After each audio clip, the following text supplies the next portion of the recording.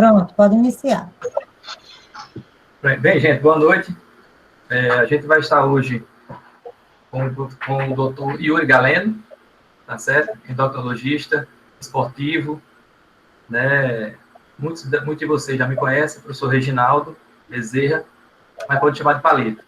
É um orgulho muito grande, né, de poder estar aqui com a primeira live do curso de Educação Física, né? Pior das minhas projeções, eu nunca poderia imaginar, depois de quase 30 anos, né, Yuri?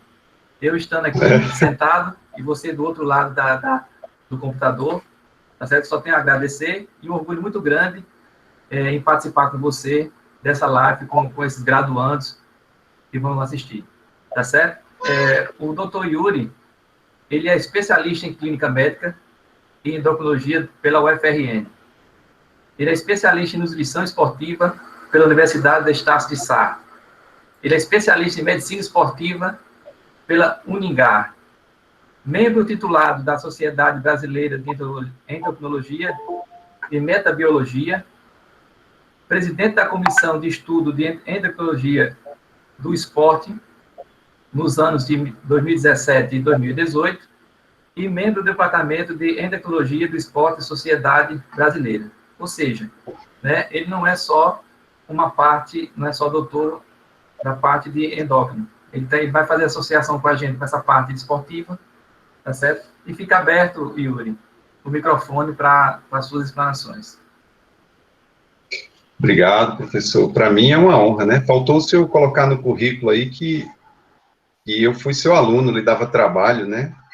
Lá pelos anos de 1992, o senhor participou da minha formação, não só esportiva, como de caráter. Eu me lembro que eu levei muito castigo do senhor. Eu dava muito trabalho, era um aluno rebelde, mas veio que o castigo, né, me fez eu dar para a gente, né? Me direcionou para o caminho correto. Eu só tenho a agradecer aí a contribuição do senhor para a minha formação.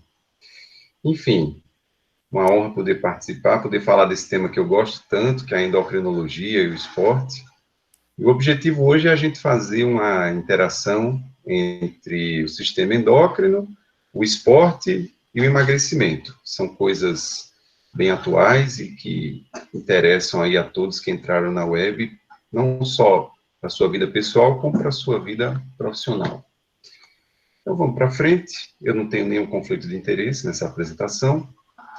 Como nós sabemos, existem dois sistemas que são responsáveis pelo controle do nosso organismo. O sistema nervoso, que é responsável por ações curtas e efêmeras, e o sistema endócrino, que é responsável por ações lentas, porém de duração mais prolongada.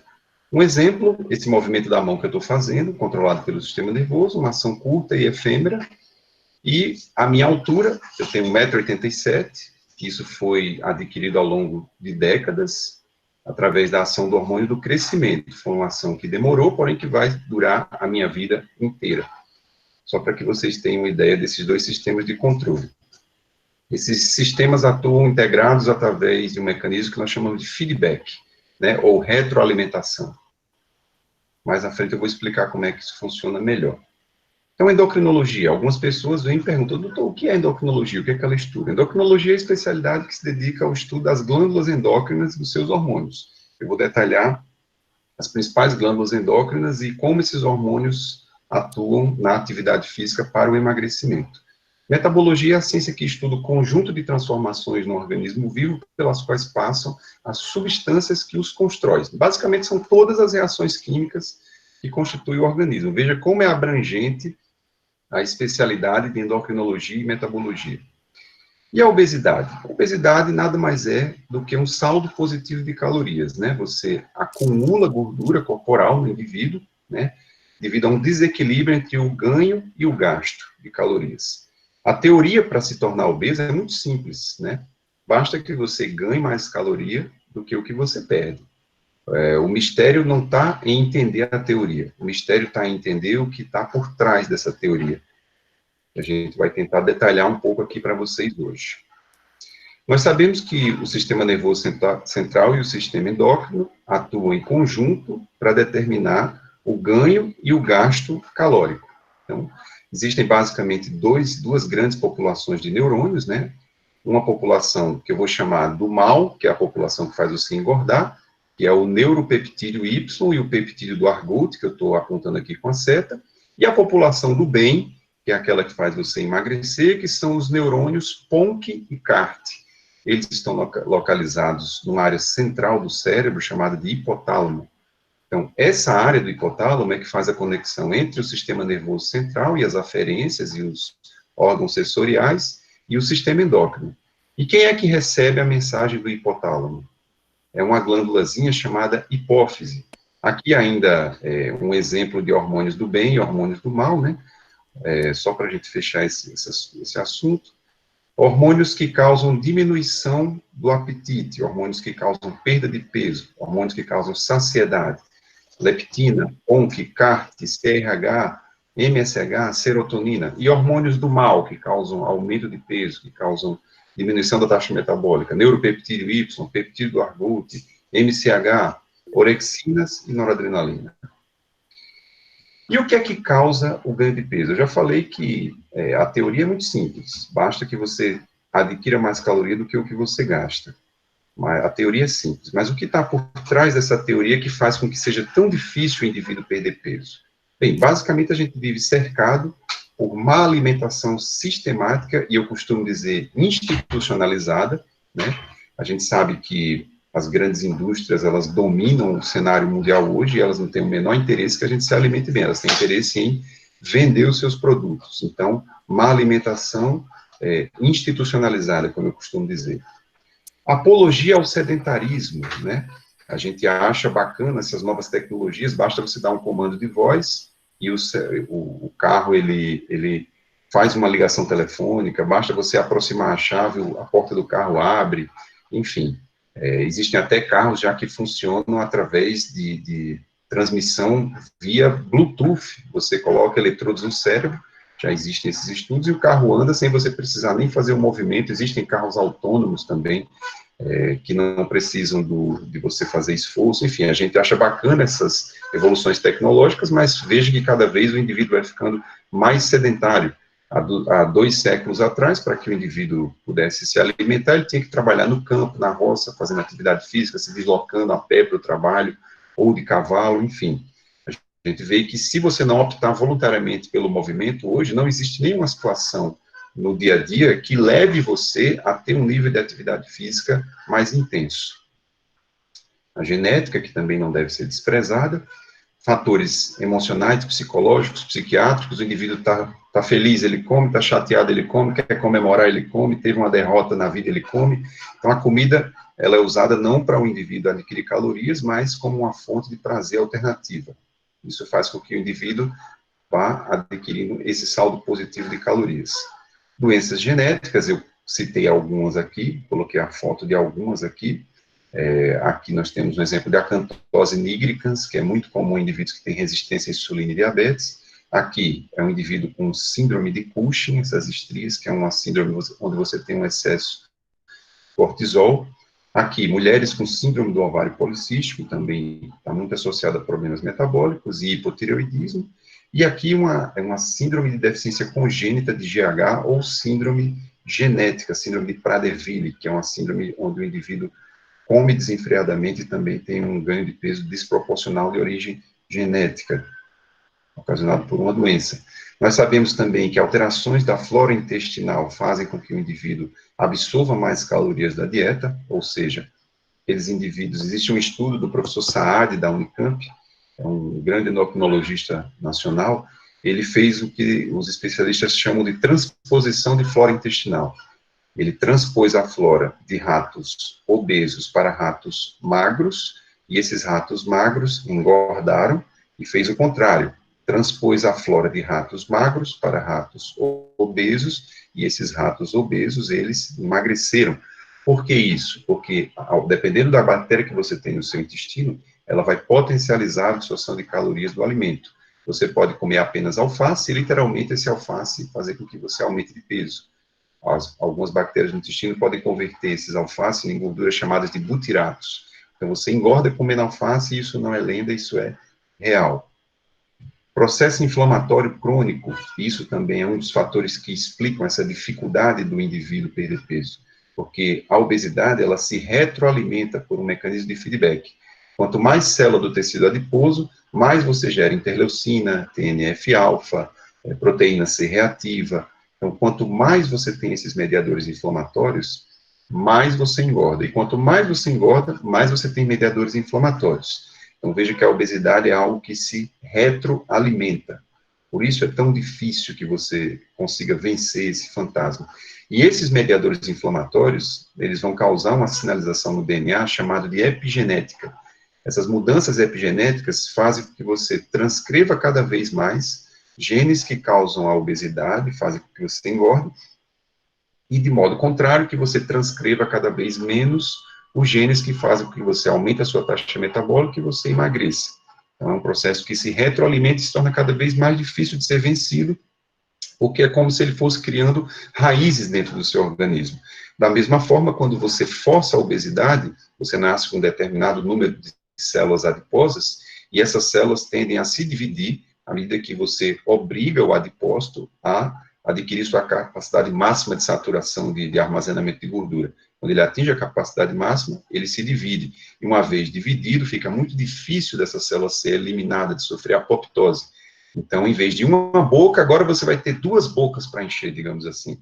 Então, à medida que você progride em relação ao índice de massa corporal, o indivíduo tem um peso normal, passa para sobrepeso, ele dobra a sua população de células adiposas. Ele passa para obesidade grau 1, ele triplica. Obesidade grau 2, ele quadruplica. E assim por diante.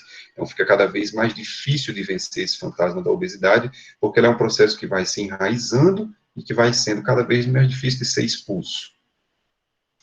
Outro ponto que precisa ficar claro é que a obesidade é uma doença crônica e progressiva. Essa foto que eu coloquei aqui é de um exame chamado densitometria óssea. É uma análise chamada de DEXA, que avalia a composição corporal. Veja que nesse gráfico, é um gráfico que representa a gordura corporal ao longo da vida, e percebam uma coisa. Em algum momento vocês estão vendo essa curva ir para baixo, da obesidade. Percebam que a curva não vai para baixo em momento nenhum da sua vida. Aqui você tem a idade em anos e o percentual de gordura. Veja que a curva só anda para cima. A obesidade é uma doença crônica e progressiva. O indivíduo ali tem, por volta dos 20 anos, cerca de 15% de gordura, aqui em indivíduos masculinos, e por volta dos 70 anos, ele praticamente dobra esse valor de percentual de gordura corporal, subindo para cerca de 30%, tá? Então, veja que ela é uma doença crônica e progressiva. Quando eu instituo um programa de perda de peso, de mudança de estilo de vida, o que é que vai acontecer? Vamos supor que um indivíduo aqui de 40 anos, ele está com 25% de gordura, ele se encontra aqui nesse percentil. Então, ele institui um programa de mudança de estilo de vida, ele baixa para um percentil de gordura de 25%, ele baixa para 10%. O que é que vai acontecer? O indivíduo ele vai caminhar nesse percentil de 10%, desde que ele mantenha as mudanças que ele instituiu para a perda de peso, sendo que ele vai progredir nessa curva dos 10%, ou seja, ele vai continuar subindo, só que agora, em vez de subir na curva de 30%, ele vai subir na curva dos 10%. Então, perceba que a obesidade é algo inexorável. Inexoravelmente, ela vai progredir. O que nós podemos fazer é tentar mudar a curva que o indivíduo vai usar, que o indivíduo vai avançar ao longo da vida, e, em média, o que a literatura diz? Que nós conseguimos mudar cerca de 10% do peso corporal do indivíduo. É o máximo que um tratamento clínico é possível, né, de adquirir em relação à perda de peso para os indivíduos com obesidade e sobrepeso. Veja que não é muita coisa. Um indivíduo com 100 quilos, estatisticamente, ele perde, em média, 10 quilos e consegue se manter nesse peso, desde que ele mantenha as medidas que foram implementadas para reduzir o peso. Então, falando em endocrinologia, obesidade e exercício, qual é a primeira variável que deve ser alterada para desencadear a resposta endócrina ao exercício? Eu gosto muito de um livro chamado Segredo da Mente Milionária, desse autor T. Harv Eker. Ele diz o seguinte: pensamentos conduzem a sentimentos. Sentimentos conduzem a ações, e ações conduzem a resultados. Então, vocês da educação física, ou qualquer outra pessoa que tenha interesse em ingressar num programa de perda de peso, de mudança de estilo de vida, a primeira coisa que tem que acontecer é a motivação. A motivação, o pensamento e o sentimento da motivação vão gerar uma ação, que é o exercício e o movimento, e esse exercício e esse movimento vão ser interpretados pelo nosso sistema nervoso central, que vai dar uma mensagem para o hipotálamo, que por sua vez vai dar uma mensagem para a glândula hipófise, conectando o seu pensamento, a sua ação, a sua motivação com o resultado que você quer, que é o emagrecimento, através da liberação de neurotransmissores que são mediados pela glândula hipófise. É assim que a gente faz a conexão entre sistema nervoso central, glândula endócrina e o resultado do emagrecimento. E quais são os hormônios que estão relacionados com o emagrecimento? Quais são os hormônios que modulam anabolismo, catabolismo, adaptações ao exercício? Vamos citar aqui rapidamente quais são esses hormônios, para poder a gente abrir para as perguntas. O exercício ele tem a capacidade de liberar alguns hormônios, adrenalina, cortisol, GH, ACTH, beta-endorfinas, testosterona, prolactina.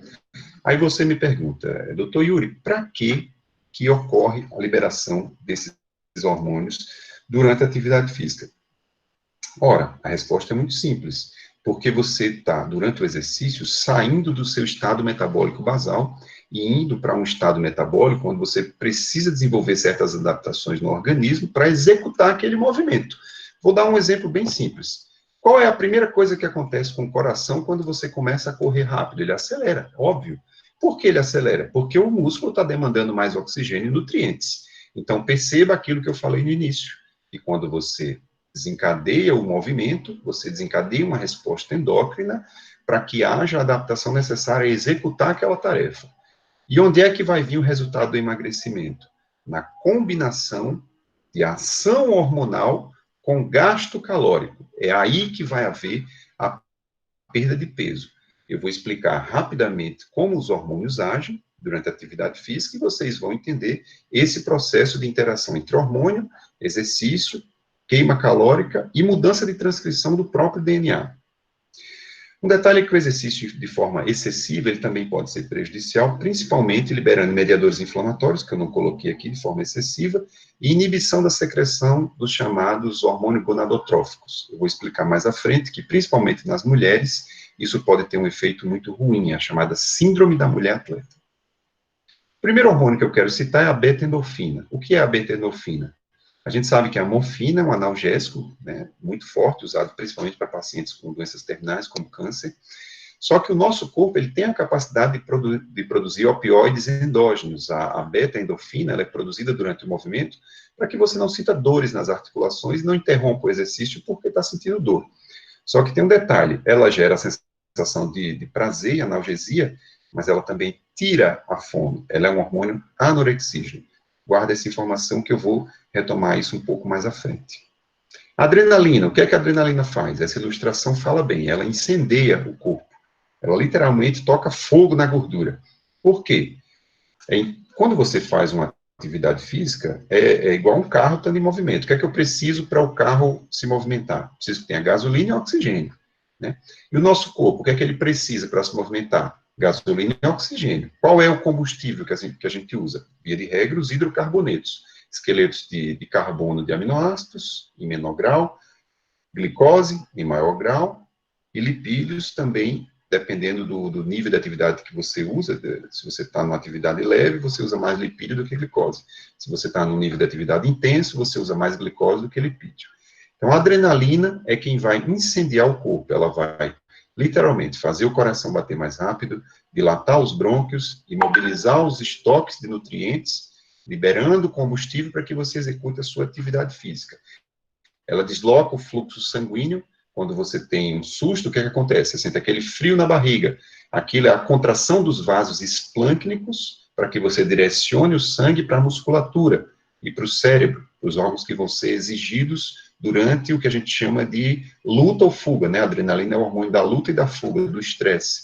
Ela vai preparar você ou para fugir do inimigo ou para enfrentar o inimigo, tá? Uma das funções principais da adrenalina, mobilizar os estoques de gordura para serem queimados e servirem de fonte de energia durante a atividade física. Como eu falei, ela aumenta o fluxo de oxigênio, acelera os batimentos cardíacos e estimula a liberação de glicose pelo fígado. A gente chama isso de neoglicogênese ou de glicogenólise. Ela estimula a síntese de glicose a partir de outras moléculas e ela quebra a molécula de glicogênio para ser usada como fonte de energia. Enfim, vamos para frente. A glândula suprarrenal, ela tanto tem adrenalina na sua medula, adrenalina e noradrenalina, como ela tem cortisol no seu córtex. Então, é uma glândula interessante em relação à atividade física, porque o cortisol, ele também é um hormônio requerido durante o estresse do exercício. Ele é um hormônio também que vai aumentar o nível de nutrientes, isso vai servir com que você tenha mais substrato para realizar a atividade física. Em relação à tireoide, né? A tireoide é outra glândula extremamente importante na nossa taxa metabólica, porque eu costumo dizer para os meus pacientes que todas as células do corpo, elas pedem autorização para o hormônio tireoidiano para que elas possam funcionar. O hormônio tireoidiano, ele vai no DNA da célula e ele diz qual gene deve ser transcrito ou não. Isso é tão abrangente que eu costumo dizer nas minhas aulas de medicina esportiva que você pode dizer qualquer órgão e sistema do nosso corpo que eu digo uma patologia associada com o hormônio tireoidiano, no caso, quando há falta ou quando há excesso. Por exemplo, quando há falta do hormônio tireoidiano, o seu cabelo cai, a sua memória fica mais lenta, você fica mais sonolento, você engorda porque a sua taxa metabólica basal diminui, o seu rim filtra menos, ele retém mais água, você fica mais demasiado, o coração bate mais devagar, os vasos ficam duros, você tem hipertensão arterial convergente, que a gente chama, você tem uma anemia de doença crônica, sua pele fica mais ressecada. Enfim, o hormônio tireoidiano, ele age em praticamente todas as células do organismo. E o que é que o hormônio tireoidiano tem a ver com a atividade física? E, basicamente, você precisa de níveis normais de hormônio tireoidiano para executar qualquer função orgânica, inclusive o exercício. E quando você é submetido a uma atividade física muito intensa, o nosso corpo, ele visa economizar energia para que você execute a atividade física, então ele aumenta a degradação do hormônio tireoidiano. Por que isso? Porque uma das funções do hormônio tireoidiano é fazer com que você aumente a chamada termogênese. Você gasta energia para manter a temperatura corporal. Então, quando há uma atividade física excessiva, eu diminuo a quantidade de hormônio tireoidiano para eu não perder energia com a termogênese, eu direcionar essa energia para a atividade física. Então, o exercício ele é responsável pelo aumento do chamado T3 reverso, que é uma forma inativa de hormônio tireoidiano. Em relação ao GH, GH é um hormônio produzido pela hipófise, é o hormônio do crescimento. Ele vai atuar através do seu efetor, chamado de IGF-1, que é uma molécula produzida pelo fígado. E quais são as funções do GH no nosso corpo?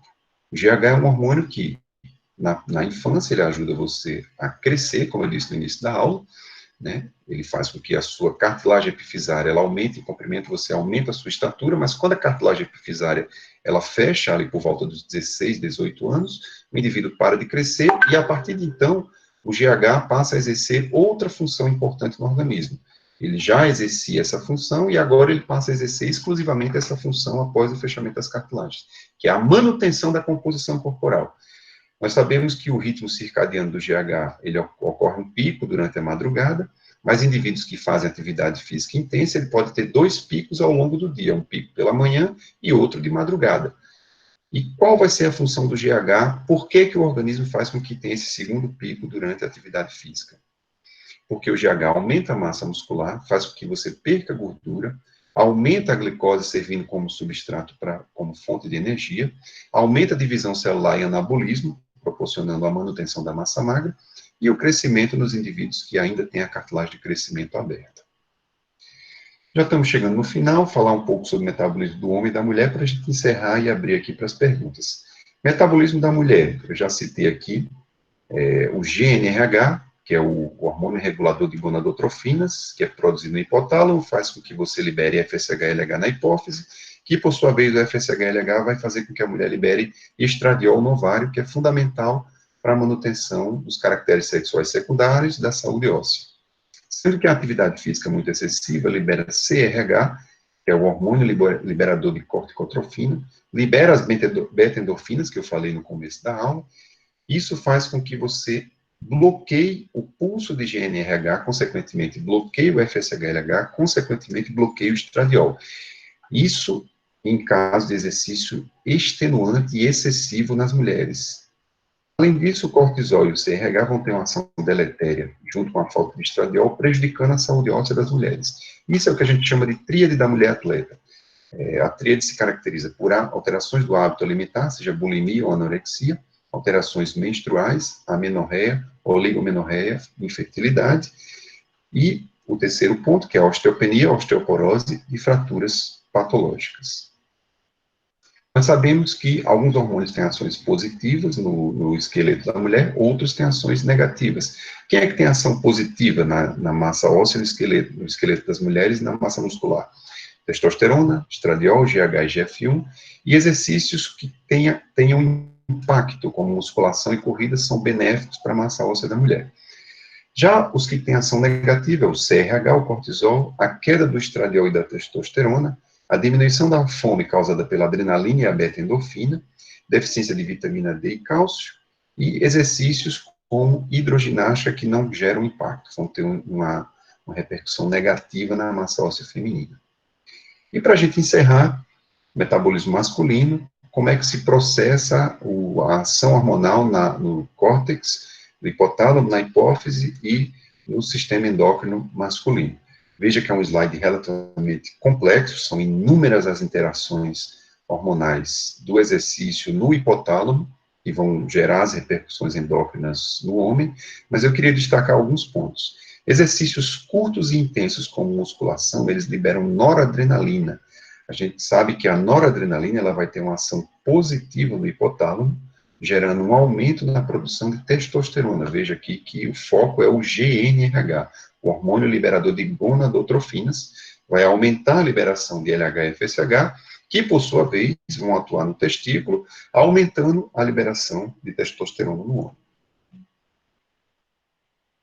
E, por sua vez, exercícios prolongados e moderados, como maratonas, triatlon, Ironman, ultramaratonas, enfim. Esses exercícios eles vão ter uma ação negativa no hipotálamo, aumentando a produção de prolactina, CRH e cortisol, mediadores inflamatórios como interleucinas, beta-endorfinas, como a gente já havia falado, e isso vai ter uma ação negativa no hipotálamo, diminuindo a produção de NRH, consequentemente bloqueando LH-FSH, consequentemente bloqueando testosterona. E como nós sabemos, a testosterona ela é fundamental para a síntese proteica. Vários hormônios eles têm uma atuação na chamada via comum de síntese proteica, ou via da mTOR. Os hormônios esteroides anabolizantes têm essa ação, eles atuam através do mediador intracelular chamado de MAP quinase. O IGF-1 e a insulina também vão ter ações anabólicas, atuando através da PI3 quinase AKT, também conhecida como PKB, e o próprio estímulo mecânico da atividade física, atuando através da calmodulina e do cálcio, vão estimular a via da mTOR, aumentando a síntese proteica. Nós sabemos que os hormônios esteroides, eles têm o potencial de entrar na célula, ele não pede licença para entrar, ele simplesmente entra na célula, ele não precisa de um transportador plasmático, não precisa de nada para entrar na membrana, porque ele tem uma característica de ser lipossolúvel, então ele entra no DNA, ele acopla na sua região de síntese promotora do DNA, e ele dá uma ordem para o DNA. Qual é essa ordem? Produza fibras musculares, produza massa muscular. Essa é a ordem que ele causa. Por isso que os hormônios anabolizantes, os esteroides anabolizantes, a testosterona, eles são tão cobiçados pela turma do exercício, pela turma da atividade física, pela turma do emagrecimento, tá? Então, essa é a mensagem que eu queria passar para vocês, pessoal, em relação ao sistema endócrino, em relação às suas interações com a atividade física e emagrecimento. O professor Reginaldo me mandou algumas perguntas, eu acho que agora a gente pode abrir para as perguntas e, tendo em vista essa explicação aí fisiológica, a gente aprofundar mais o tema aí, usando a interação com os alunos. Queria agradecer aí o convite e abrir para as perguntas. Tá bom, pessoal? Muito obrigado.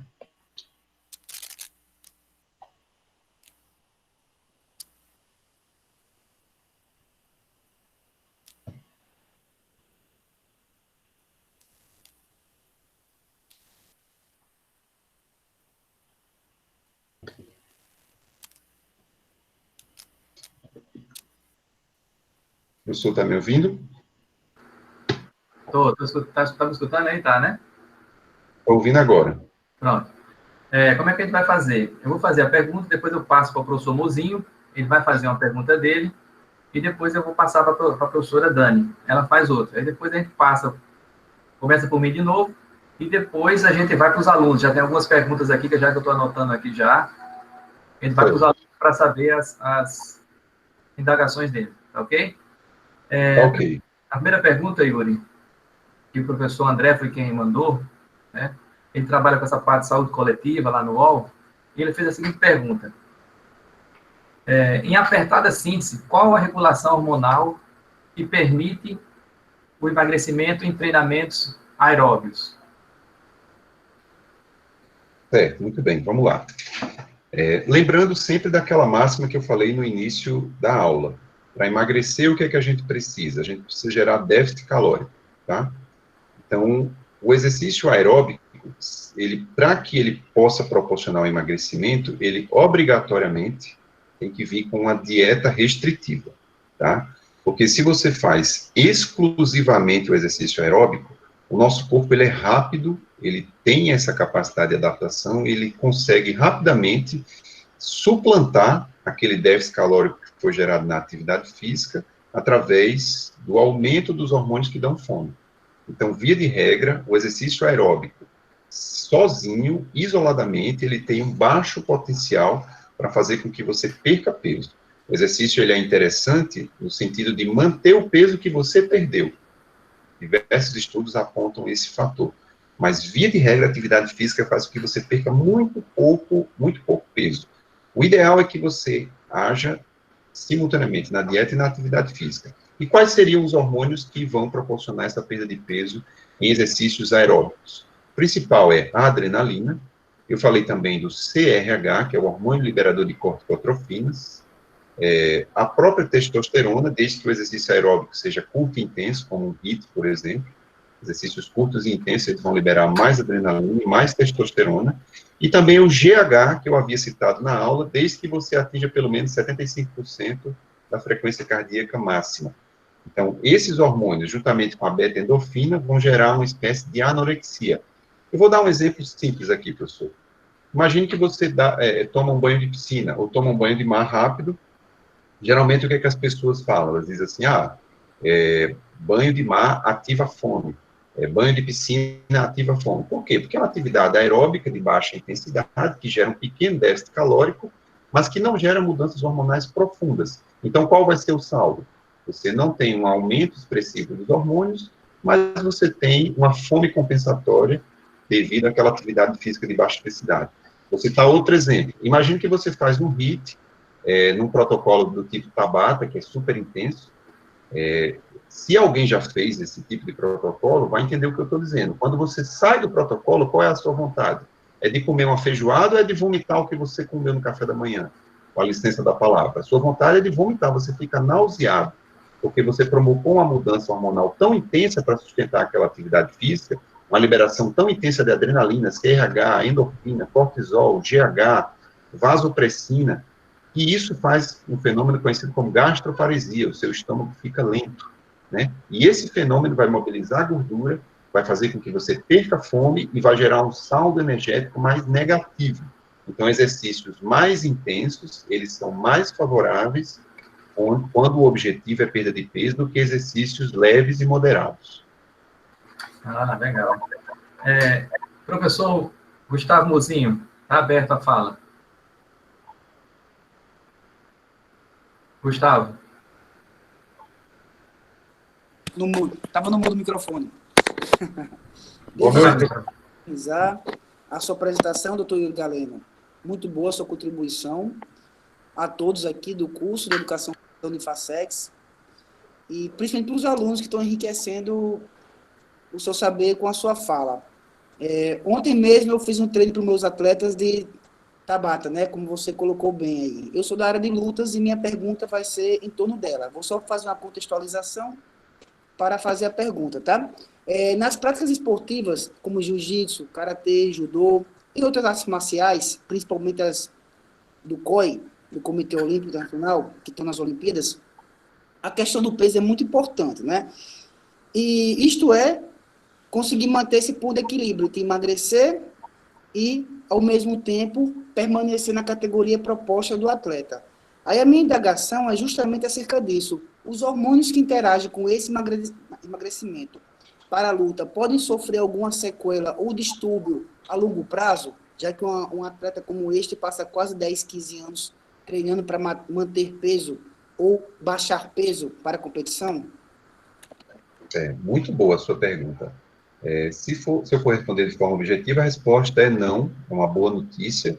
Os esportes que exigem emagrecimento excessivo, como os esportes de luta que você citou, também outros esportes, como jockeys, por exemplo, atletas de ginástica, enfim, esses atletas que exigem magreza extrema, balé, eles não sofrem alterações a longo prazo, mesmo que eles se submetam a diversos ciclos de perda de peso, ganho de peso, perda de peso, ganho de peso. Agora, o que é que pode acontecer? Sequelas não irão haver no sistema endócrino.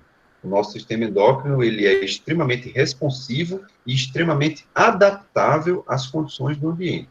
Ele vai responder e vai se adaptar àquela condição que está sendo exigida no momento, mas não vai haver sequela.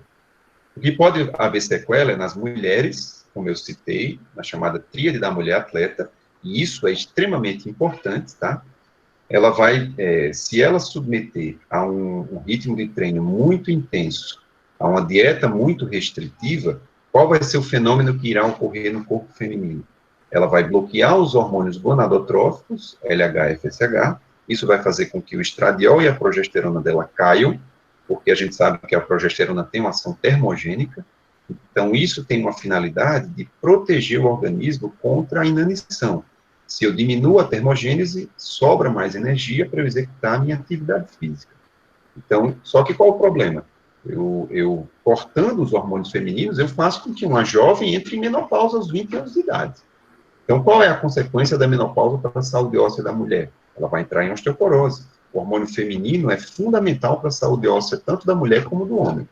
Então, isso, juntamente com o excesso de liberação de beta-endorfinas, o excesso de liberação de adrenalina, vai fazer com que ela tenha aqueles distúrbios alimentares que eu falei, principalmente a anorexia nervosa e bulimia, que vai agravar ainda mais o déficit calórico, porque ela não vai atingir a cota proteica porque não tem fome, tá?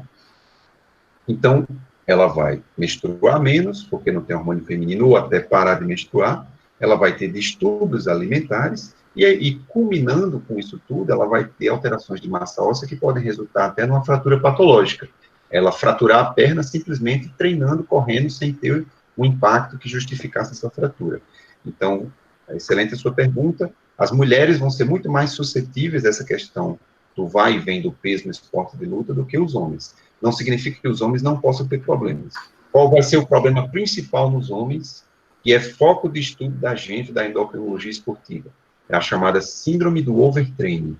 Isso é a principal consequência da dieta extremamente restritiva na saúde masculina. Vai haver um predomínio de hormônios catabólicos em detrimento dos hormônios anabólicos, associado a um excesso de mediadores inflamatórios devido à lesão muscular, sem o devido tempo para que houvesse uma recuperação muscular.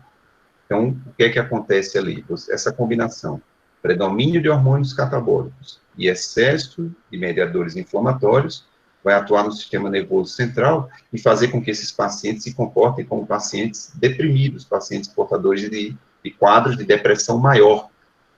Isso se reflete na clínica do paciente com overtraining, quando você faz um questionário com o paciente do overtraining, quais são os sintomas que ele tem? Desmotivação para treinar, alteração do sono, alteração do apetite, perda de performance esportiva, alteração de libido, falta de motivação. Veja que são queixas basicamente comportamentais. Na sua maioria, são queixas basicamente comportamentais. Então, excelente a sua pergunta, não fica sequelas, mas pode deixar marcas em outros órgãos e sistemas, não no sistema endócrino. Ah, muito legal. Dani Coutinho, tem alguma pergunta para ele, Dani? Peraí, abri agora o meu microfone. Está me ouvindo? Ok. Estou ouvindo. Olá, boa noite. Doutor Yuri, na verdade, essa é uma dúvida, talvez nem seja em relação ao exercício, mesmo em relação ao emagrecimento, mas de uma relação mais entre uma comorbidade. Eu sou diabética tipo 1 desde os 11 anos, né, de idade, eu já tenho 36, eu tenho mais de 20 anos. E o que foi que aconteceu? Eu pego minhas insulinas pelo ProSUS e eu tomava Lantus.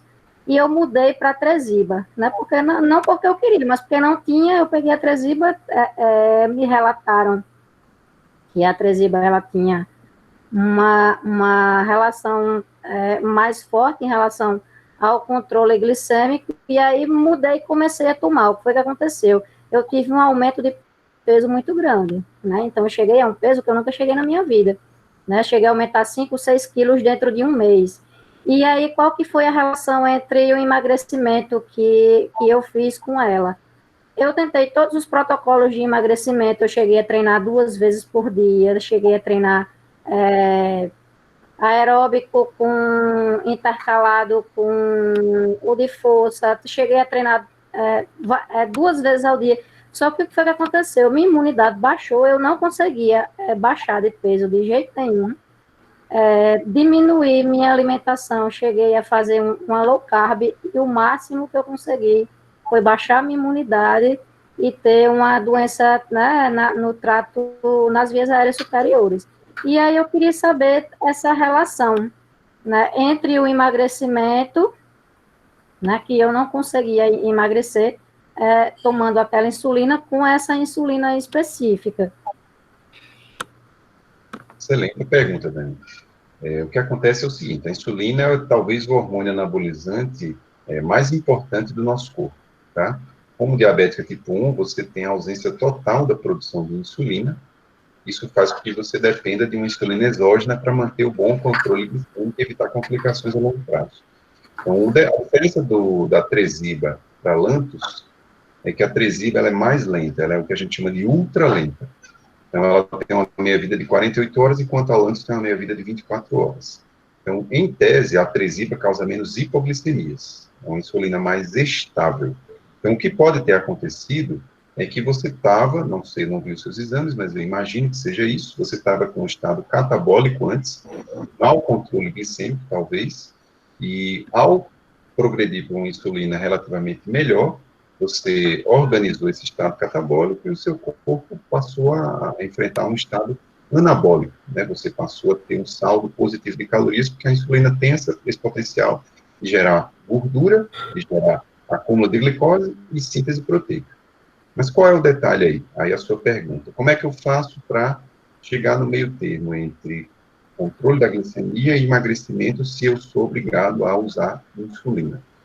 O ideal aí é que você faça um acompanhamento com o endocrinologista e faça um tipo de monitorização que a gente chama de monitorização contínua.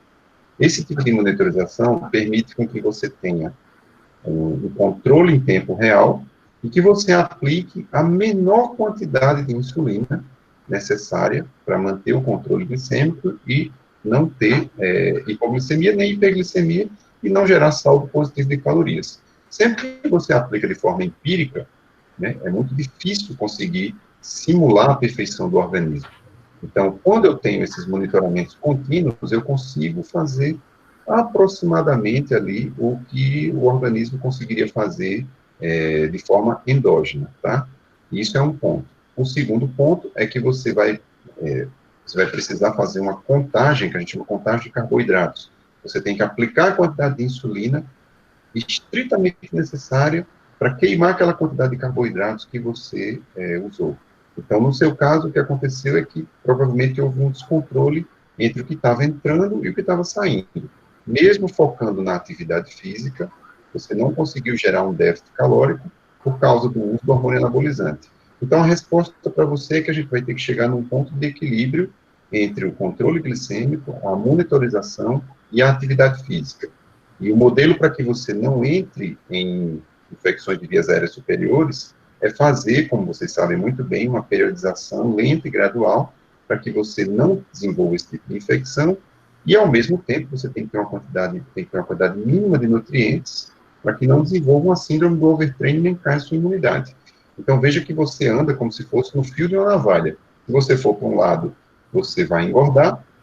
Se você for para o outro, você vai entrar no estado catabólico e descompensar sua glicemia. A minha resposta para você de forma objetiva é que você precisaria contar esse carboidrato, se familiarizar com esse tipo de técnica, usar um monitoramento contínuo e eu não tiraria a Tresiba. A Tresiba é a melhor insulina que existe hoje, tá? Eu acho que a culpa não foi dela. Eu acho que você provavelmente ficou melhor em termos de controle glicêmico e isso gerou um estado anabólico. Eu não acho que a culpa é dela.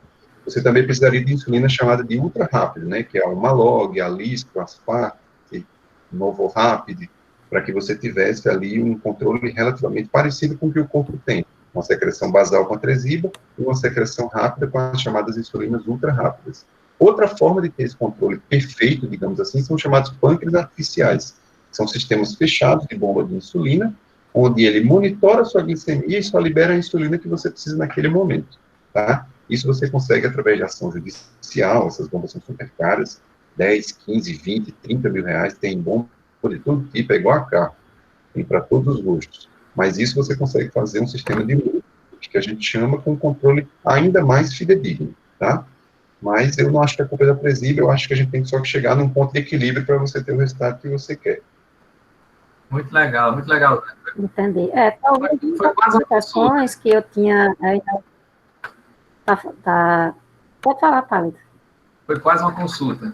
Eu tenho outra pergunta aqui. Vamos lá. Claro.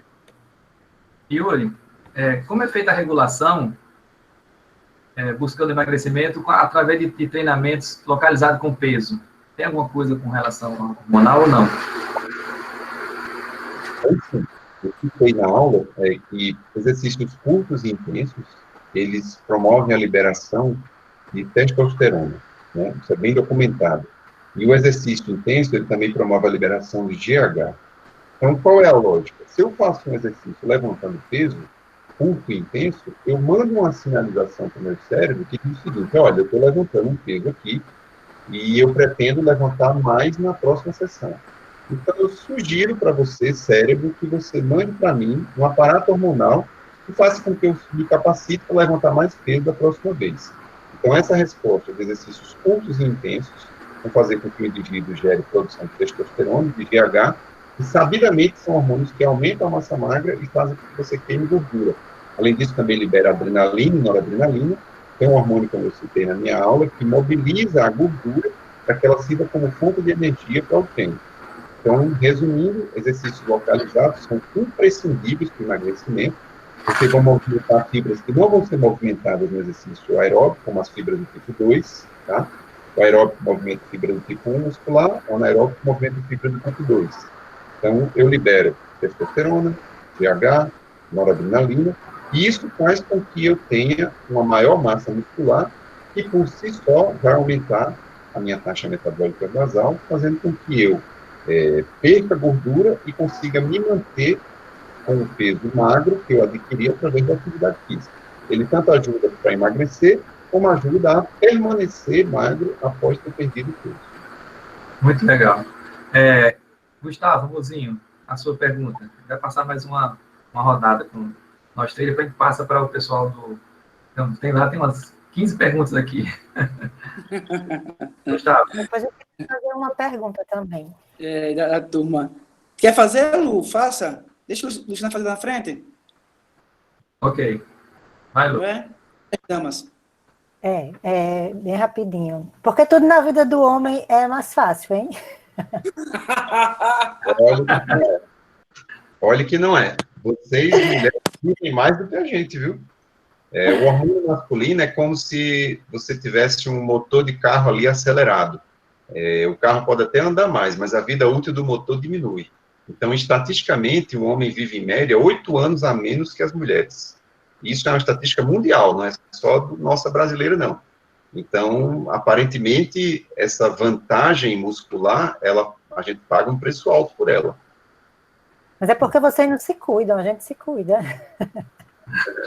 Não, mas não era isso não. Mas não era isso não. Não sabe exatamente o motivo, mas se especula que o hormônio masculino ele possa ter uma função de aumentar o risco de morte por doença cardiovascular. Não é nem questão de se cuidar ou não, porque, por exemplo, vocês, mulheres, vocês só são consideradas como portadoras de doença aterosclerótica precoce abaixo dos 65 anos. O homem, se ele chegar nos 55, ele já está no lucro. Então, o homem, ele é considerado precoce se for abaixo dos 55. Vocês têm, em média, 10 anos de vantagem para a gente, para desenvolver doença cardiovascular. E como a doença cardiovascular e o câncer são as principais causas de morte, isso explica essa chamada taxa de sobremortalidade do homem. Então, a gente tem mais músculo, mas a gente paga um preço alto, morre primeiro do coração e de AVC, e de doenças demenciais, como Alzheimer, né? Ah, tá. Legal. Vou pensar que isso é vantagem, então. Não, mas a minha pergunta não era essa. O senhor falou de hormônios, falou da tireoide, né, da termogênese. Eu queria saber por que algumas pessoas, elas optam por usar o termogênico, se o nosso organismo ele já faz esse trabalho da termogênese. Excelente pergunta. Boa pergunta. Usar termogênico, a literatura científica mostra duas situações. Você tem aquele termogênico seguro, porém ineficaz, e você tem aquele termogênico eficaz, porém não seguro. Deu para entender? É igual aquela piada de Tom Cavalcante, do cachorro, né? Que o nome do cachorro era Pra Fora, né? Aí Tom Cavalcante chegava bêbado e dizia para fora, para dentro, para fora. Aí o cachorro não sabia o que fazer, né? Se ia para dentro, se ia para fora. Então, é aquela história. O termogênico que é seguro não funciona. E o que funciona não é seguro.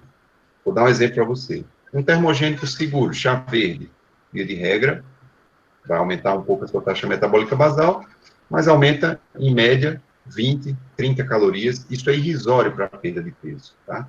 Os estudos mostram que a perda de peso com chá verde é praticamente irrisória. Vou dar outro exemplo. Um termogênico efetivo, a efedrina, que é um tipo de adrenalina. O indivíduo perde peso, né, com isso. A gente tinha os hormônios adrenérgicos, né, o feproporex, o mazindol, o fepramona, são hormônios derivados da adrenalina. O indivíduo perde peso e muito com eles. Só que isso não consegue ser sustentado a longo prazo. Quando ele interrompe o uso do remédio, via de regra o peso volta, tá? E, além disso, os indivíduos que usam adrenérgicos, efedrina, esse tipo de coisa, aumenta a mortalidade cardiovascular, porque ele exige muito do coração, aumenta a quantidade de arritmias e hipertensão arterial. Então, como você falou, não tem lógica usar um termogênico para perder peso, porque você usa um que funciona, vai arriscar seu coração, e você usa um que não funciona, não vai servir de nada. Então, como você falou, o certo é você usar o termogênico endógeno, é você usar a sua adrenalina. Como é que você vai usar isso? Praticando um exercício o mais intenso possível. Isso vai fazer com que você libere termogênico, promova o emagrecimento e, ao mesmo tempo, tenha todos os benefícios da atividade física em relação a uma vida saudável e à longevidade. Respondido? Gustavo? Respondido. Gustavo, a sua pergunta. A minha pergunta, na verdade, é mais um desabafo, uma tristeza, né? Que é um dilema ético da gente que treina o nosso atleta. Como o atleta ele precisa, simultaneamente, o lutador, ele precisa de força e, simultaneamente, bater o peso para a luta. Aí a minha dúvida em relação a isso é justamente que esses hormônios que vão levar o indivíduo ao emagrecimento, ele pode também afetar a força do atleta, do lutador? Excelente pergunta. A resposta é sim. Sim, a resposta é sim. Por quê? O indivíduo, quando entra num programa de perda de peso como esse, é muito cruel isso. É uma coisa que devia ser revista no esporte de luta, porque você, ao se submeter a um tipo de programa desses, o que é que vai acontecer? Você vai gerar um estado catabólico, tá? Então, quando o seu corpo está em estado catabólico, como é que ele vai sintetizar testosterona? Não existe essa possibilidade. O seu corpo ele vai se adaptar à mudança que ele está sendo obrigado a sofrer. Então, você está dizendo, olha, eu preciso perder peso. Então, o seu corpo vai dizer, tá bom, então eu vou cancelar todos os hormônios anabolizantes. Né? Eu vou cancelar aqui a testosterona. Por incrível que pareça, o GH, ele não é cancelado, ele até aumenta, tá? Mas o GH, ele não aumenta a força. O que é que ele vai fazer? Ele vai mobilizar a gordura em momentos de jejum, o GH aumenta para mobilizar estoques de gordura, para fazer com que você aumente um fenômeno conhecido como neoglicogênese, para que você tenha glicose a partir de outros substratos, tá? Como esqueletos de carbono e de aminoácidos, e ele vai manter a massa magra, ele vai fazer com que você não perca o músculo que você já tem, mas ele também não faz com que você ganhe, tá certo? Quando você está num estado catabólico como esse, você libera adrenalina e você libera cortisol.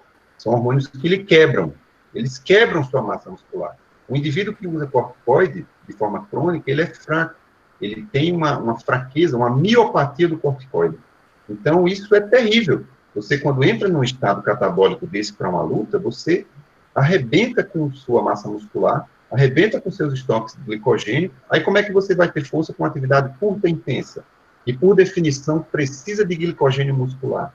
É muito cruel, sem contar o fato de que você está arrebentando com seus rins, né? Esse processo de desidratação, às vezes o indivíduo também usa um anti-inflamatório porque sente dor, né? Então, esse processo de desidratação, com um treinamento intenso que gera o fenômeno conhecido como rabdomiólise, você arrebenta as fibras musculares, você libera mioglobina, você libera CPK, essas proteínas, elas têm pigmentos que também maltratam o rim, elas vão gerar nefropatia. Então, o indivíduo pode terminar o fim da vida não com alteração hormonal, como você perguntou, mas com alteração renal, né? Principalmente se ele for um usuário crônico de anti-inflamatórios, pela rabdomiólise, pela desidratação e pelo uso de anti-inflamatórios.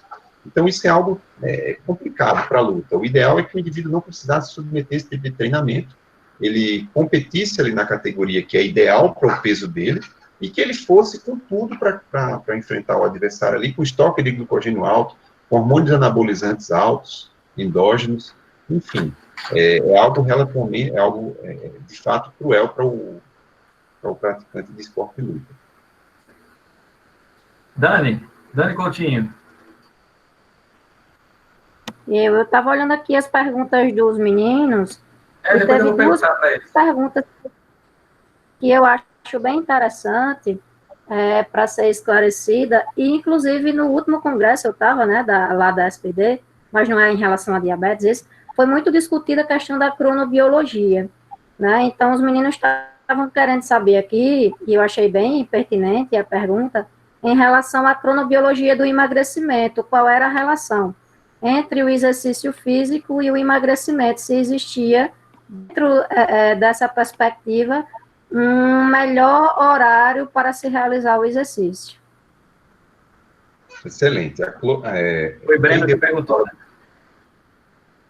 Pode. Foi Breno e Moisés. Aí o Moisés ainda foi além. Como a gente está falando sobre o emagrecimento, aí eu foquei em perguntar sobre o emagrecimento, mas o Moisés foi além. Ele perguntou em relação ao emagrecimento e em relação à hipertrofia. Okay. Excelente essa pergunta. Quem deu essa aula, Dani, foi o professor Roberto Zaguri, né? É o nosso atual presidente da Comissão do Esporte da SBD, tenho a honra de fazer parte dessa comissão. Inclusive, eu fui o vice-presidente... Obrigada. Alô? Está ouvindo, Dani? Oi? Pois não. Como eu estava dizendo, quem deu essa aula foi o Dr. Roberto Zaguri, que é o presidente da Comissão do Esporte da SBD, e eu fui o vice-presidente do Congresso da SBD, né? Foi realizado lá em Natal. Tive a honra de inclusive, dar uma aula sobre creatina e doença renal no paciente diabético. Mas, enfim, respondendo a sua pergunta... Está ouvindo? Pode falar. Estou, sim. A cronobiologia, ela é uma ciência relativamente nova, e é uma ciência que, eu diria que ela ainda tem mais perguntas do que respostas. Mas dentro do que a gente sabe sobre cronobiologia, o que é que a gente tem aí de informação? Existem os chamados Zeitgebers, né? Zeitgebers. E isso é um termo alemão e significa contadores de tempo, né? Nós temos alguns Zeitgebers no nosso corpo, né? Eles fazem a mudança, é como se fosse uma chave de ligado e desligado. Por exemplo, o sono é um Zeitgeber, o ciclo luz-escuro é um Zeitgeber, o ciclo jejum, alimentação é um Zeitgeber. Então, o que é que significa isso? Essas chaves, elas vão mudando o hormônio que vai ser secretado no nosso corpo. Vou dar um exemplo. Ao longo da evolução, o ser humano, ele ele teve que enfrentar bicho no meio da selva, né? Então, o nosso melhor sentido é o quê? A visão. Então, se eu, de noite, eu tenho que enfrentar um bicho que cheira bem e consegue me pegar sem que eu veja, porque está escuro, então eu vou levar desvantagem para esse bicho. Então, o que é que o ser humano, ao longo da evolução, foi fazendo? Foi se escondendo de noite e ficando mais ativo. Ele conseguia ver o bicho de longe para poder enfrentar. Então, o nosso corpo, ele também regulou as secreções hormonais para obedecer esse ritmo de permanecer mais ativo de dia e inativo de noite, tá? Então, o que é que vai acontecer? Via de regra, os hormônios catabólicos, eles vão ser produzidos na madrugada para o amanhecer. GH, adrenalina, cortisol. Por quê? Porque se está amanhecendo, está saindo a luz do dia, eu preciso ficar ativo para enfrentar minhas atividades, tá? E os hormônios anabólicos, eles vão ser produzidos ao longo do dia. O mais importante deles, testosterona e insulina. Vão ser produzidos ali, testosterona no pico é às 8 da manhã, tá? E insulina é cada vez que você se alimenta. Então, perceba o quê? Que o exercício, ele, como eu falei na minha aula, ele vai depender desses hormônios, correto? Então, se eu quero fazer um perfil mais catabólico, se eu quero um exercício aeróbico, os estudos mostram que, via de regra, isso tem individualidades, tá? Mas, via de regra, o melhor período seria pela parte da manhã, tá? E o contrário, se eu quero um exercício anaeróbico, um exercício de força, um exercício de hipertrofia, o ciclo biológico ideal seria no final da tarde. Mas lembrando que isso não é uma regra, você treina de manhã musculação, agora vai ter que passar para de tarde. Não. A gente não deve usar isso para o nosso paciente como um argumento de autoridade para fazer ele mudar de horário. O melhor horário é o que ele vai, tá? Até porque existem argumentos contrários para fazer o aeróbico de manhã também. Existem alguns estudos que mostram aumento da incidência de infarto pela parte da manhã, porque como você tem mais adrenalina, cortisol e GH, você aumenta também fenômenos de arritmia e morte súbita, né? De forma muito pequena, mas acontece. Então, via de regra, aeróbico de manhã, anaeróbico de tarde para de noite, tá? Mas isso não é algo taxativo nem definitivo e pode ter individualizações de pessoa para pessoa. Ricardo, né? A pergunta de Brenda. Pode fazer uma pergunta aqui lá dos meninos. O Brenda de Moisés. Roberto Kent está perguntando o seguinte, ele faz a afirmação, né?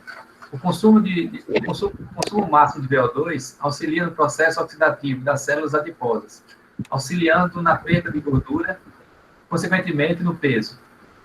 No obeso, focar apenas no processo respiratório pode levar ao fracasso do planejamento do programa de treino. Há fatores psicológicos e comportamentais envolvidos nesse processo de diminuição dessa resposta crônica e inflamatória. Você já tinha falado sobre essa parte do obeso, eu acho que ele quis perguntar...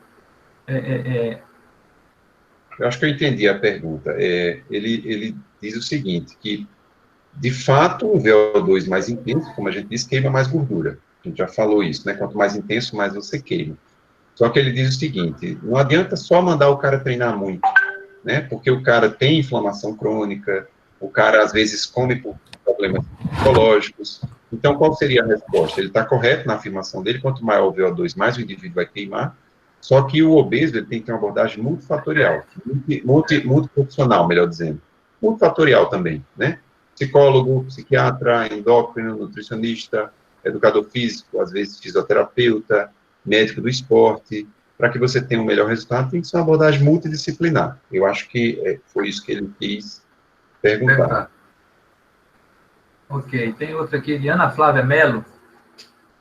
Sabendo que a insulina é um hormônio anabólico e a musculação é um exercício catabólico, pode-se dizer-se que é melhor fazer com que ela seja liberada após o treino, por meio de consumo de alimentos com alto índice glicêmico?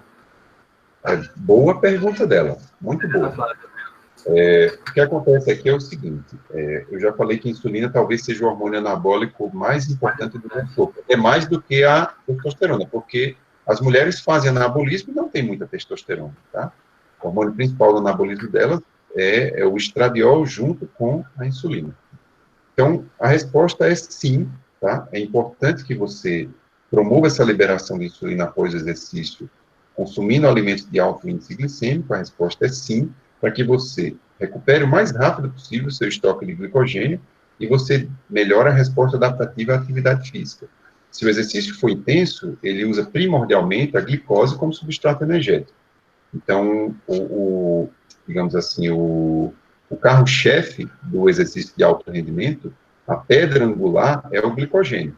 Tudo no esporte de alto rendimento gira em torno de chegar na atividade física com o maior estoque de glicogênio possível, manter o estoque de glicogênio durante a atividade física o mais constante possível e recuperar o estoque de glicogênio após o exercício o mais rápido possível. Então, uma das estratégias é usar alimentos de alto índice glicêmico e também associar a proteína.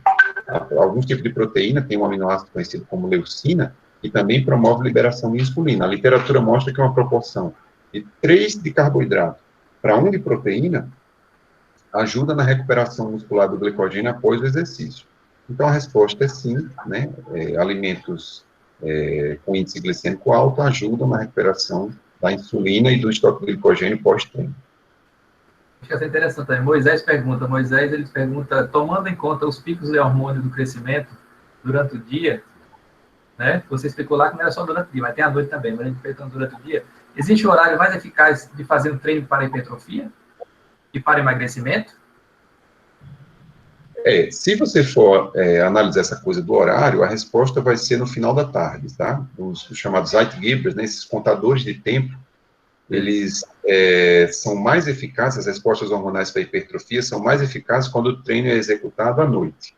É como se houvesse uma sincronia entre a execução do exercício e a secreção hormonal. Mas eu diria que isso não deve ser um fator que a gente deve levar em conta para recomendar exercício para o paciente. Se ele disser, eu só posso fazer de manhã. Mas, não pode, que o doutor falou lá na live, que só pode de tarde. Não existe isso, tá, pessoal? Agora, o que você tem que saber é o seguinte. Cada vez que você executar o exercício em alta intensidade durante o dia, você vai liberar GH. Você pode ter até 3 picos de GH durante o dia. Não importa. Se você fizer 2 sessões, uma de manhã e outra de tarde, se você atingir 75% do VO2, você vai ter 2 secreções durante o dia e outra da madrugada, que é a fisiológica. Tá certo? Acho que foi respondido aí a pergunta. Não, foi. Juliana Moura, ela perguntou assim, para os indivíduos obesos, qual o melhor exercício para iniciar o processo de emagrecimento? O melhor exercício é aquele que ele consiga fazer, tá? Isso é uma atribuição do educador físico, fazer a periodização adequada, tá, para o paciente, é o que ele vai conseguir fazer. O melhor seria associar anaeróbico e aeróbico, dentro das condições do paciente. Agora, é idiotice eu querer recomendar um HIIT para um cara de 150 quilos, ele não vai fazer.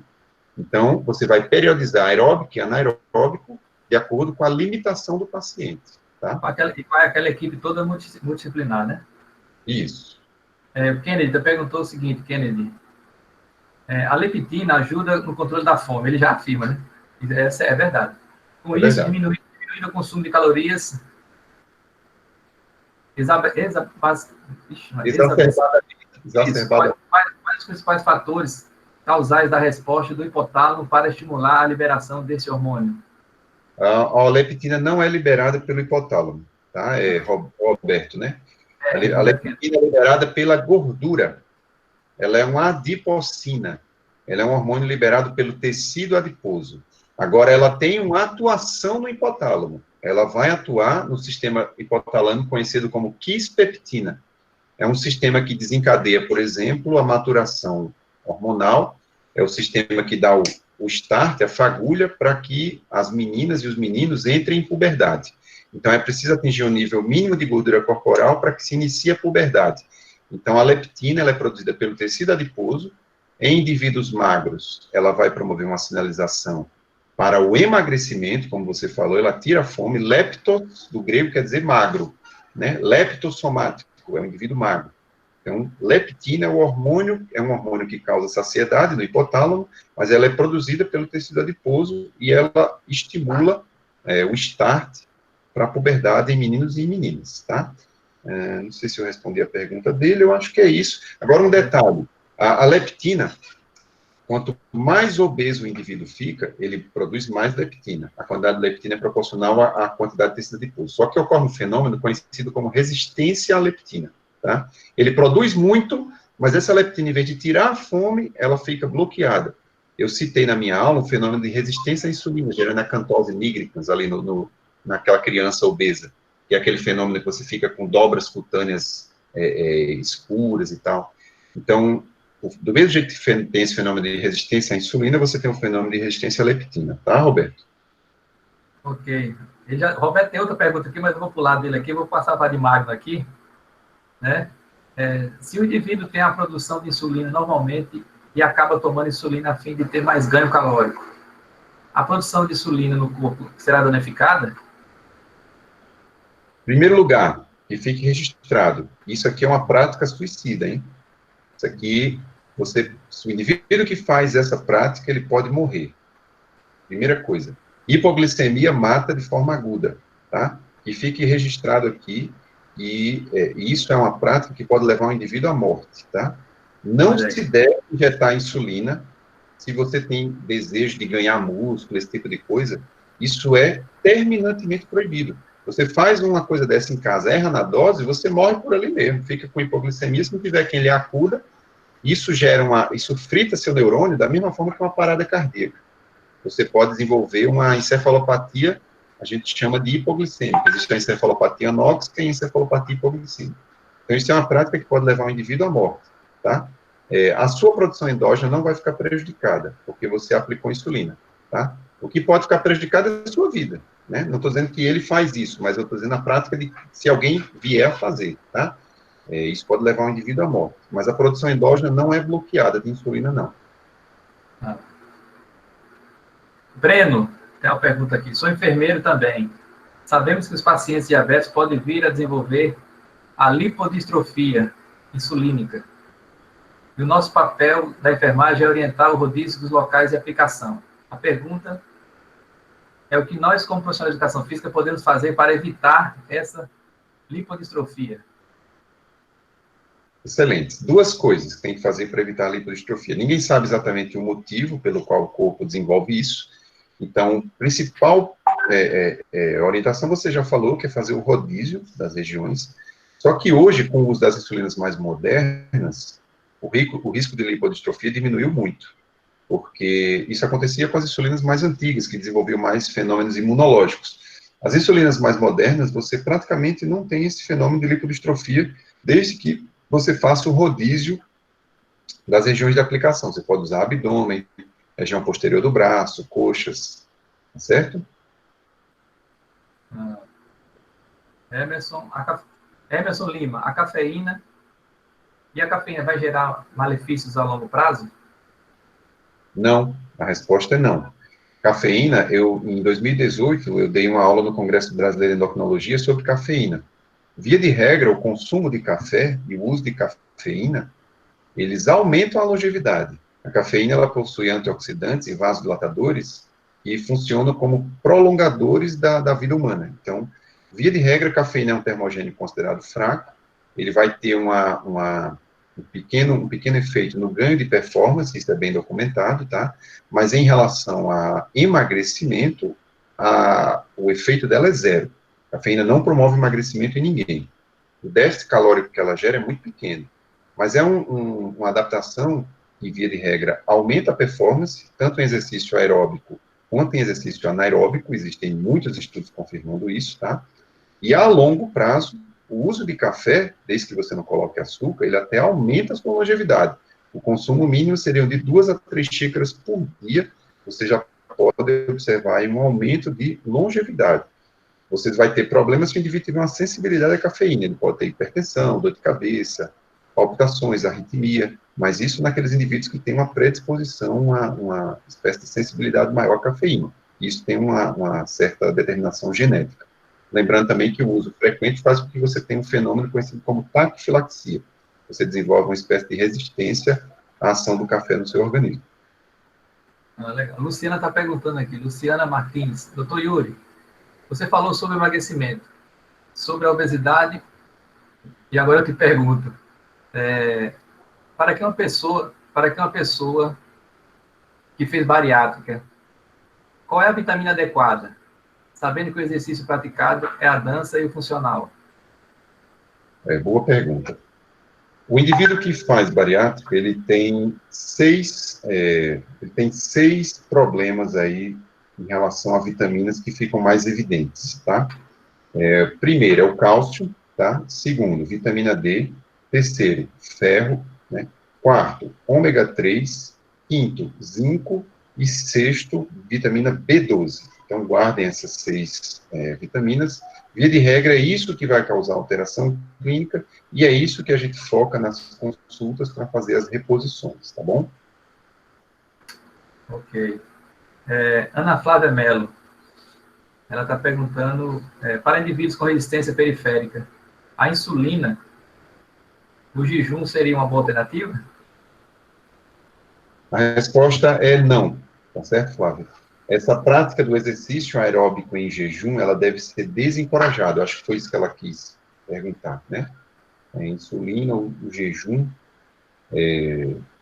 Existem duas coisas. Eu não sei se ela está se referindo ao jejum intermitente ou ao aeróbico em jejum. Vou dar a explicação para os dois. O jejum intermitente, ele sim é uma prática boa para a resistência insulínica. Os estudos mostram que os indivíduos têm uma diminuição da resistência insulínica quando eles praticam jejum intermitente. Mas o anaeróbico, o exercício aeróbico em jejum, aí a resposta é não. Ele não deve ser encorajado porque é um exercício de baixa intensidade e que o corpo tende a compensar a quantidade de calorias ao longo do dia. Então, jejum intermitente, os estudos mostram que o indivíduo melhora a resistência insulínica e perde peso. Aeróbico em jejum, os estudos mostram que os indivíduos não mudam nada a resistência insulínica e costumam manter o peso. Pronto, gente. Tem mais uma aqui. Gustavo, acho que saiu. Dani, quer fazer mais alguma pergunta? Eu só tenho mais uma pergunta, a última.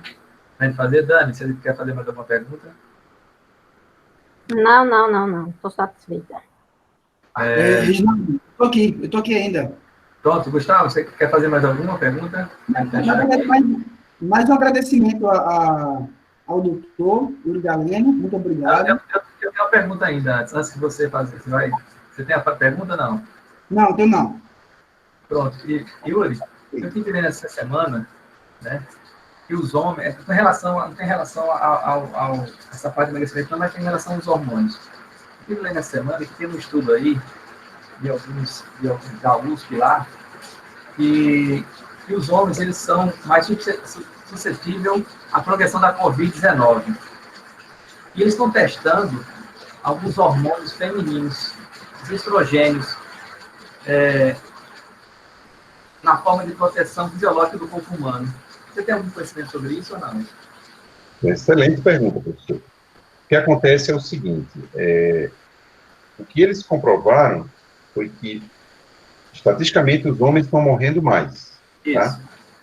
E o mecanismo fisiopatológico por trás disso não foi completamente elucidado, mas o que se especula é que existe o que a gente chama de ligação alostérica entre o receptor de hormônio masculino e a testosterona, e isso parece fazer uma facilitação para que o vírus entre na célula do corpo humano, do homem.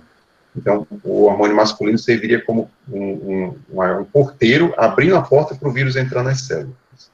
Então, isso é fisiopatologia, isso não é medicina baseada em evidência, é uma especulação de fisiologia, é uma possível tentativa de explicar o motivo por que isso acontece, mas, via de regra, eu diria para o senhor que a gente não tem nada ainda categórico, nada confirmado nesse sentido, mas, de fato, o homem, ele é um grupo de risco para o Covid. Viu, Dani? Mais uma coisa negativa aí para o homem, que você coloca na sua lista.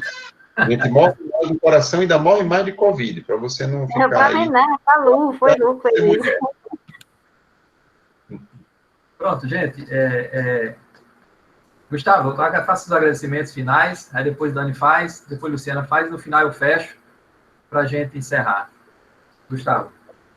Queria agradecer, doutor Galeno, pela sua disposição para a instituição, para o corpo docente e discente da Unifacex. Muito obrigado, foi enriquecedor. Tá? Na minha área de lutas, por exemplo, você elucidou algumas dúvidas. Muitos dos nossos alunos aqui são das artes marciais, das lutas, né? E ampliando o saber para as outras esferas de conhecimento também. Eu deixo minha gratidão em nome da minha pessoa e dos meus alunos. Muito obrigado. Eu que agradeço, professor. Dani, suas considerações finais.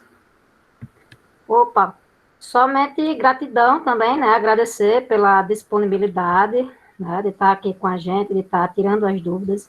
É uma honra muito grande da instituição receber uma pessoa, né, tão renomada para tirar nossas dúvidas, para se disponibilizar para os nossos alunos, né? Isso foi muito divulgado, estou muito satisfeita que os meninos, né, entraram e participaram e tornou a live bastante rica. E no mais, só gratidão mesmo. Agradecer. Eu que agradeço. Nossa coordenadora, Luciana. Oi, agradecer, doutor Iuri, pela sua disponibilidade, né? Eu sei que seus horários, principalmente agora, está muito difícil. E aí a gente tentou fazer essa live exatamente no horário que o senhor podia e dispensando os alunos da aula para poder assistir e estar aqui conosco, né? E foi riquíssimo, né? Muito obrigada. Obrigada também aos professores que participaram, professora Daniela, professor Mozinho, né? E professor Reginaldo Palito, né? Que conduziu também esse encontro, né? Muito obrigada. Agradeço, sempre à disposição. Yuri, tem uma pergunta aqui que ele já está... Eu vou passar essa pergunta para você, porque senão, se eu não passar, Luiz vai ficar chateado comigo. Uma última pergunta aqui, em relação ao set point, tanto para emagrecimento quanto para o efeito anabólico, ele atrapalha o objetivo para que seja o ganhar, para o objetivo seja para ganhar massa magra ou para perder peso? Eu não sei qual o set point exatamente que ele se referia, mas o nosso hipotálamo, ele tem um set point, como ele disse, e determina qual o peso que a gente deve permanecer de forma constante, né? E, via de regra, para nossa infelicidade, esse set point é o maior peso que a gente já atingiu na vida. Via de regra, o nosso corpo sempre fica lutando para chegar nesse set point. Então, não está muito claro na ciência hoje se a gente consegue mudar esse set point com o tempo, tá? Não está muito claro se isso seria possível. Via de regra, a gente trabalha com a possibilidade de mudar o set point, como eu mostrei naquele gráfico da curva do DEXA, né? A gente faz com que o indivíduo, em vez de entrar num percentil acima, eu faça com que ele corra num percentil abaixo. Mas veja que ocorre uma pressão ao longo da vida, e via de regra, o indivíduo vai engordar, né? Via de regra, vai haver uma pressão do set point do hipotálamo para que ele suba de peso e suba de percentual de gordura, tá? Então, o set point, ele trabalha contra a gente. O nosso set point, por que isso, né? Porque, ao longo da evolução, a espécie humana foi percebendo o seguinte, que é mais vantagem eu acumular energia do que eu me livrar da energia que eu tenho. Então, acumular energia num ambiente onde havia escassez de alimento e excesso de atividade física, se mostrou eficaz para que a espécie prosperasse. Mas não está sendo muito eficiente no nosso contexto hoje, porque a gente vive num contexto de hiperalimentação e de hipoatividade.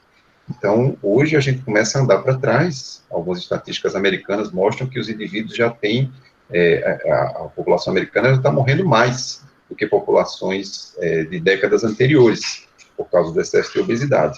Então, foi benéfico esse acúmulo de energia ao longo da espécie, mas agora o excesso de acúmulo está se mostrando maléfico, tá? Pronto, Luiz. Yuri, eu queria agradecer, né, essa participação sua, né, dizer do orgulho que eu tenho de fazer parte, de fazer esse bate-bola com você aqui nessa universidade. Nas melhores das minhas projeções, eu nunca imaginei a gente estar se encontrando dessa forma e dessa maneira, mas fico muito orgulhoso. Muito obrigado pela sua disponibilidade, pela sua humildade de atender ao meu pedido, tá certo? E fica as portas da Unifacex abertas para qualquer eventualidade que você queira e etc. Ok? Obrigado. Valeu. O professor fala isso porque eu dava tanto trabalho para ele, que ele dizia, como é que um cara tão errado na vida conseguiu dar para a gente, né, professor? Conseguiu dar nesse mundo. Você vê como são as coisas, né? Os puxão de orelha que o senhor dava ajudou. Né? Hoje, graças a Deus, vários alunos, né, que tiveram comigo desde a infância, adolescência, etc. Hoje, meus filhos estão se consultando com eles, fisioterapeutas, psicólogos, médicos e outras especialidades. Só tenho a agradecer. Obrigado e até a próxima oportunidade. Um abraço, professor. Conta com a gente. Ok, obrigado, Yuri. Pessoal, obrigado pela paciência e pela disponibilidade. Obrigado. Luciano, quer falar alguma coisa? Licencinha, só vou dar uma palavrinha com o Yuri, só para lembrar um pouco que eu passei com ele no basquete. Não sei se ele vai lembrar de mim. Hernani, na época, né, do ângulo. Hernani. Isso.